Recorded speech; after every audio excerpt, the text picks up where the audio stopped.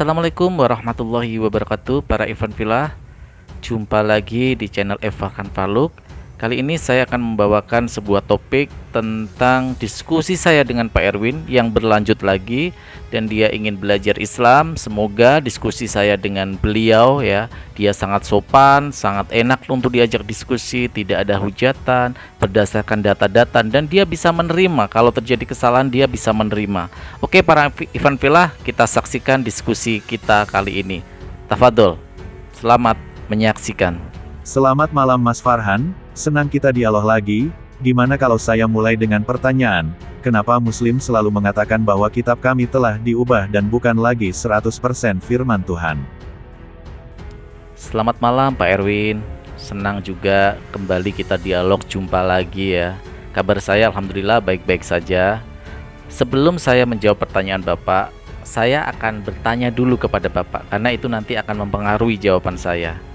Apakah benar Bapak melihat semua kalimat yang ada di dalam kitab suci dari awal sampai akhir, baik yang ada di kitab perjanjian lama atau perjanjian baru, semuanya berasal dari Tuhan? Bapak meyakini itu enggak? Tentu, pasti. Saya yakin semuanya bersumber dari firman Tuhan, dan saya yakin semua umat Kristen di seluruh dunia akan mengatakan hal yang sama. Baik Pak Erwin, kalau begitu mari kita baca sama-sama apa yang dikatakan oleh Lukas dalam Injil Lukas surat 1 ayat 2 dan 3. Silakan Pak Erwin untuk dibacakan biar lebih enak ya kalau Pak Erwin yang membacakannya ya. Silakan Pak Erwin. Oke, saya baca ya. Ujilah segala sesuatu dan peganglah yang baik. Nah, apa yang dikatakan Lukas? Disuruh menguji. Jika Lukas sendiri mengaku bahwa dia tidak mengkoreksi apa yang ia riwayatkan dalam Injilnya, tetapi dia mengutip dari orang-orang yang sebelumnya, dan mereka itulah orang-orang yang satu zaman hidup pada zaman itu yang zaman Yesus dan tahu persis dengan kejadian-kejadian tersebut. Sedangkan mereka semua adalah manusia. Jadi Lukas menyadur atau mengutip dari mereka yang hidup sezaman dengan Yesus. Bagaimana mungkin ini dikatakan dari Tuhan? Sedangkan Lukas sendiri mengatakan bahwa apa yang dia tuliskan adalah saduran atau yang dia dengar dari orang-orang sezaman dengan Yesus, bukan langsung mendengar langsung dari Tuhan, mendapat firman dari Tuhan. Lukas tidak pernah mengatakan itu. Tunjukkan bukti kalau Lukas pernah mengatakan aku dapat firman dari Tuhan. Tidak pernah ada. Kemungkinan yang berasal dari perkataan manusia hanya pada bagian ini saja, artinya bukan karena hal kecil lalu menyalahkan semua isi kitab suci. Baik kalau Bapak menjawab seperti itu ya. Tetapi fakta sejarah membuktikan Pak, bahwa Bible diakui atau tidak oleh Bapak sama orang Kristen, telah terjadi pembenahan dan penyesuaian Pak. Jadi seiring berjalan waktu itu sering direvisi Pak. Contoh, cetakan Inggris terbaru cetakan Bible Inggris terbaru King James Version itu dijadikan referensi 1952. Di tahun 71 naskah Amerika terbaru yang juga sebagai pegangan serta terjemahan internasional juga menjadi pedoman dalam semua tulisan itu. Banyak keterangan-keterangan yang dihapus. Bayangkan Pak, kitab suci dihapus. Padahal itu merupakan bagian dari kitab suci. Bagian kitab suci kok dihapus? Ini ada di mana? Di cetakan Raja James. Ini dirubah oleh pendiri Reader Digest. Klik aja di Google. Pendiri Reader Digest cetakan James, yang menghapus secara independen hampir separuh kitab perjanjian lama dan sekitar seperempatnya lagi perjanjian baru. Jadi saya kembali nih bertanya sama Pak Erwin nih kalau kitab suci sudah dihapus seperti itu, artinya terjadi kesalahan seperti itu. Apakah benar kitab suci seperti itu masih dianggap sebagai firman Tuhan? Silakan Pak Erwin jawab. Tentu tidak, tetapi kesalahan apakah yang Anda maksud? Kalau cuma kesalahan menyalin atau menerjemahkan bukan berarti itu kesalahan dari Bible. Oke, kesalahan sedikit itu bukan menjustifikasi semua kesalahan Bible. Oke, saya kasih contoh lagi Pak analogi dan contoh lagi. Anggaplah misalnya begini. Satu ayat dalam kitab suci menyebutkan bahwa seseorang telah meninggal pada umur 50 tahun. Kemudian ada ayat lain yang menegaskan bahwa orang itu meninggal pada umur 65 tahun. Apakah ayat ini berasal benar dari Tuhan? Perbedaannya jelas loh, eksak loh Ini eksak, angka soalnya, eksak. Coba silakan Bapak jawab ini. Jadi nggak bisa tafsir lagi nih, eksak soalnya, angka ini. Silakan Pak Erwin. Maaf saya belum pernah baca ayat itu, jika ada kesalahan seperti itu tentu tidak mungkin firman Tuhan. Maka salah satunya atau bahkan keduanya salah dan tidak bisa dikatakan berasal dari Tuhan. Tapi bisa jadi itu hanya salah penyalinan saja, tidak karena satu ayat salah, semuanya jadi salah. Oke, Bapak sudah mengakui itu. Jika ada pertentangan antara dua yang berbeda secara angka, tentu tidak mungkin dua-duanya benar, karena eksak tidak bisa ditafsirkan. Terima kasih Bapak sudah mengakuinya. Kalau Bapak mengatakan, oh itu tidak langsung membuat Bible semua salah ya. Nah, saya kasih begini Pak, pemahaman begini. Begitu pula Pak, jika dalam satu kitab ada pertentangan antara dua keterangan, ya, ini lagi ya, masih tadi tentang pertentangan. Apakah bisa Pak dikatakan kitab itu dari Tuhan? Terjadi pertentangan-pertentangan yang tajam di sana. Saya baru ngasih contoh satu, nanti saya kasih banyak contoh-contoh yang lain. Silakan Pak Erwin jawab dulu. Tentu juga tidak. Perkataan yang bersumber dari wahyu Tuhan tidak boleh ada kesalahan ataupun pertentangan. Oke, berarti Pak Erwin sudah mengakui ya, jika ada pertentangan-pertentangan, itu tentu bukan dari wahyu atau ada kesalahan-kesalahan, karena wahyu Tuhan tidak mungkin ada kesalahan. Terima kasih Pak Erwin jawabannya. Ya, berarti jika tidak boleh ada pertentangan, berarti bukan berasal dari Tuhan dong. Betul, betul begitu Pak Erwin. Iya, pasti, karena Tuhan tidak mungkin membuat kesalahan. Dan artinya setelah saya kasih contoh dua ayat pertentangan tadi, kita tidak bisa hanya mempercayai saja semua yang ada di dalam kitab suci tanpa diklarifikasi. Betul Pak? Jadi saya sekarang bertanya kepada Bapak nih, jika ada terdapat kesalahan, maka dari manakah datangnya kesalahan itu? Jadi kalau kitab Bapak tadi yang saya kasih contoh dua pertentangan itu, ada kesalahan di sana. Kesalahan itu datang dari mana? Dari Tuhan atau dari penulisnya? Nah, ini yang harus kita kaji. Kenapa Al-Quran itu mengatakan bahwa kitab sucinya sudah dirubah-rubah, dan umat Islam mengatakan hal itu telah dirubah-rubah kitab suci yang sebelumnya. Mungkin kesalahan itu ada dalam penulisan atau perubahan yang disengaja oleh penulis. Dengan adanya penghapusan dan penambahan. Nah, oke. Saya sudah melihat pondasi argumentasi Bapak dan pemikiran Bapak tentang kitab suci atau firman Tuhan. Makanya sekarang saya akan memberi bukti kepada Pak Erwin bahwa dalam kitab Bible terdapat pertentangan di mana-mana.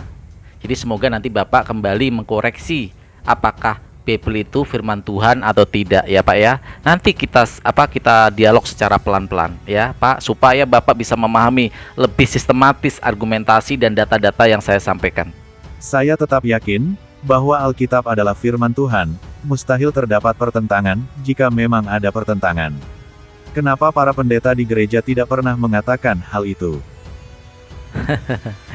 Pak Erwin ini naif sekali ya. Nggak mungkin pendeta jujur seperti itu kalau ada pertentangan.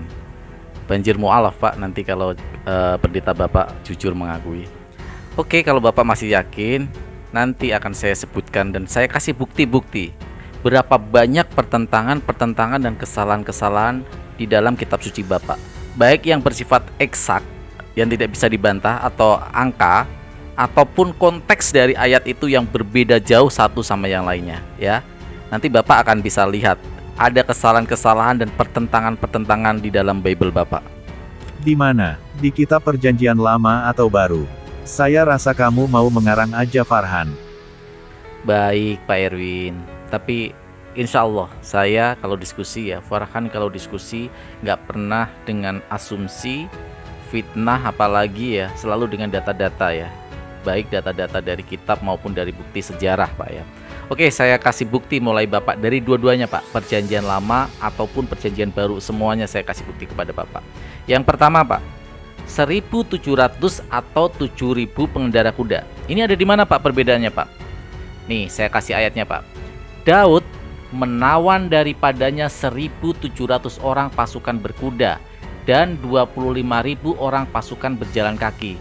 Lalu Daud menyuruh memotong urat keting segala kuda kereta, tetapi dengan meninggalkan 100 ekor kuda kereta. Ini ada di mana Pak? Di Samuel Pak, di Samuel surat 8 ayat 4. Nah yang berbeda lagi Pak, yang berbedanya lagi dengan ayat yang lain ya.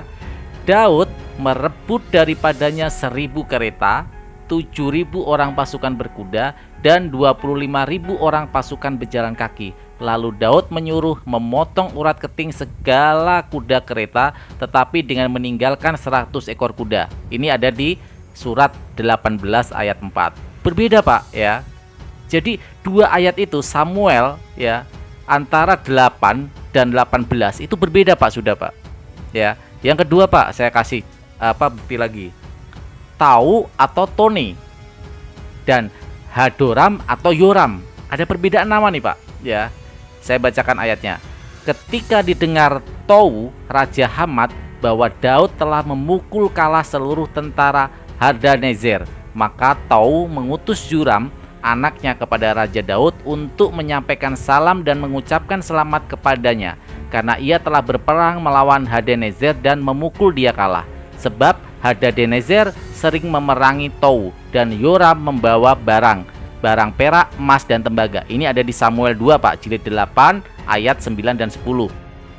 Nah, yang berbeda di mana Pak? Ada di surat 18 ayat 9 dan 10 juga ya. Apa itu? Ketika didengar Tou Raja Hamat ya, pelan-pelan dengerin Pak. Bapak juga bisa buka ya Pak ya.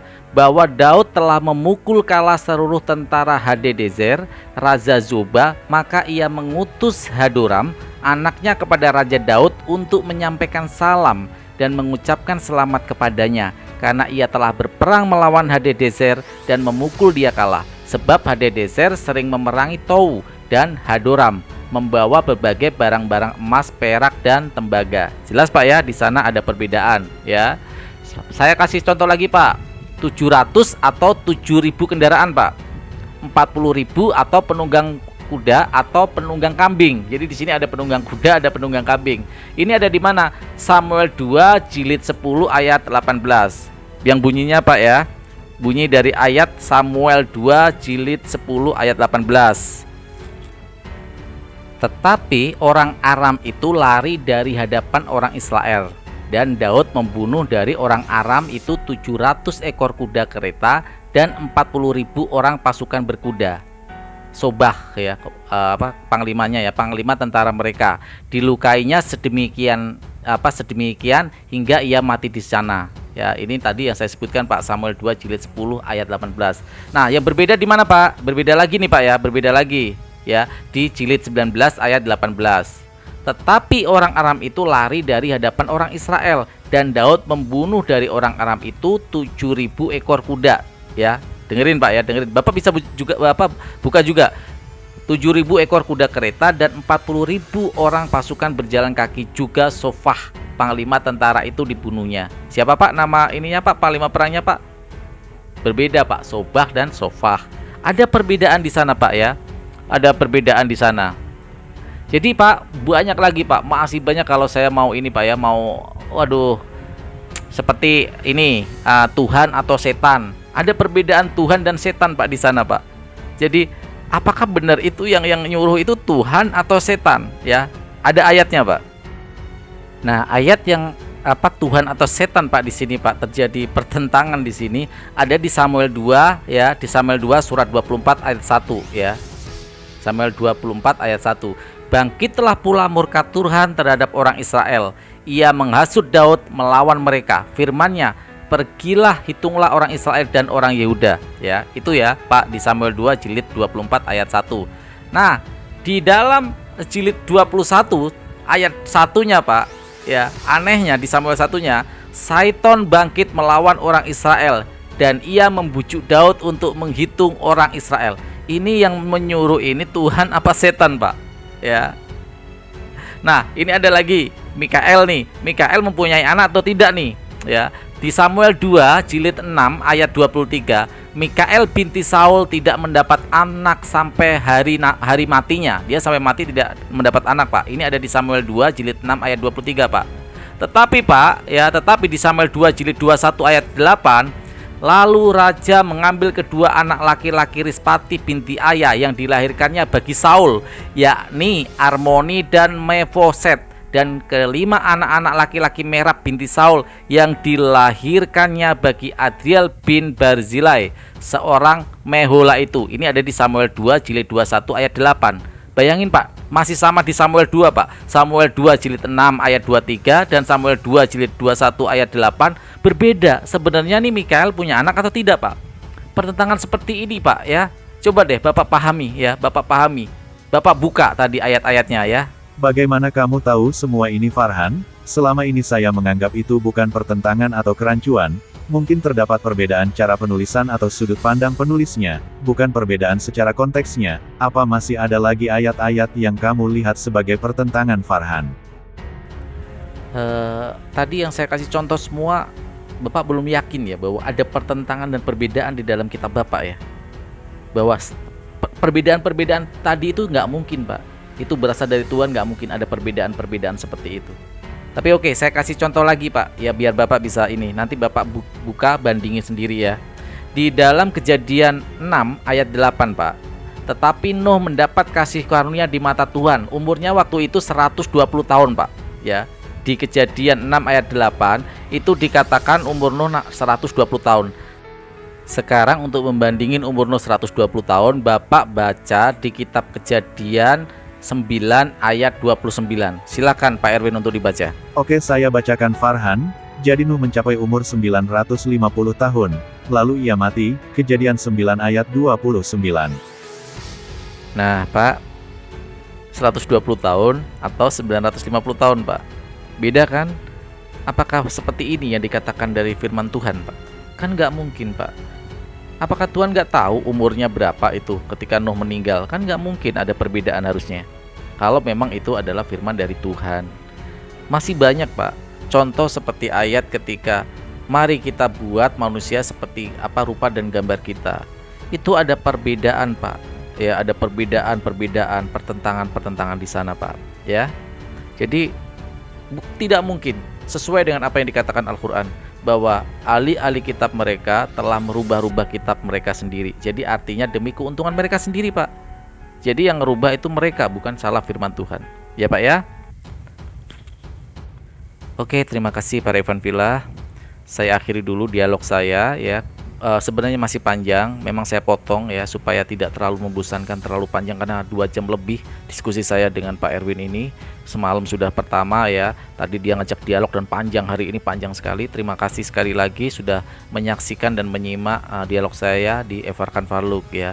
Jika ada kata-kata yang salah, saya minta maaf, tidak nyaman, saya minta maaf. Semua itu karena kedoifan dan kealfaan saya sebagai manusia biasa. Tapi jika ada kebenaran dan manfaat, itu semua berasal dari Allah Subhanahu wa Ta'ala. Diskusinya sebenarnya masih banyak dan menarik karena dia gantian bertanya tentang Al-Quranul Karim dan Nabi Muhammad serta Paulus seperti apa. Terima kasih kepada Pak Evan Villa. Besok kita lanjut lagi. Saya akhiri dulu konten saya kali ini. Saya ucapkan banyak-banyak terima kasih. A'udzubillahi minasyaitonirrajim. Bismillahirrahmanirrahim. Raditu billahi robba wa bil islami dina wa bi Muhammadin nabiyya wa rasulah. Rabbi zidni ilma warzuqni fahma, amin ya rabbal alamin. Wabil taufiq wal hidayah. Wassalamualaikum warahmatullahi wabarakatuh.